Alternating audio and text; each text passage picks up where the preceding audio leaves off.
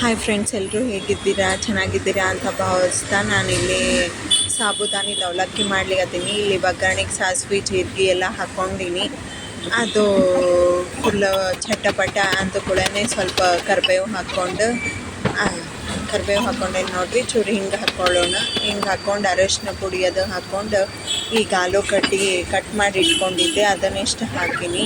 ಸ್ವಲ್ಪ ಉಪ್ಪು ಹಾಕ್ಕೊಂಡು ಅದನ್ನು ಚೆಂದಾಗಿ ಬೇಯಿಸ್ಕೊಳ್ಳೋಣ ಆಲೂಗಡ್ಡಿನ. ಸಾಬುದಾನಿಗೆ ಆಲೂಗಡ್ಡೆ ಹಾಕಿದ್ರೇ ಟೇಸ್ಟ್ ಬರ್ತದಲ್ಲ, ಹಾಗಾಗಿ ನಾ ಆಲೂಗಡ್ಡೆ ಅಷ್ಟೇ ಹಾಕ್ಕೊಂಡೇನಿ.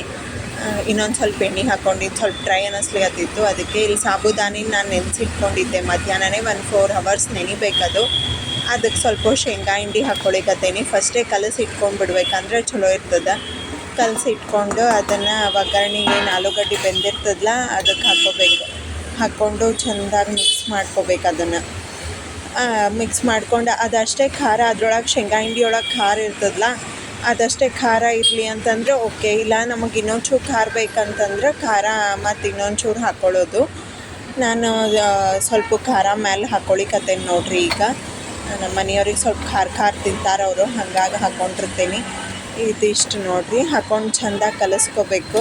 ಅದು ಫುಲ್ ಬೆಂದ್ಬಿಡ್ತದೆ. ಅದು ಟ್ರಾನ್ಸ್ಪರೆಂಟ್ ಆಗ್ತಾವಲ್ಲ ಸಾಬುದಾನಿ, ಅಂದ್ರೆ ಅದು ಬೆಂದಂಗೆ.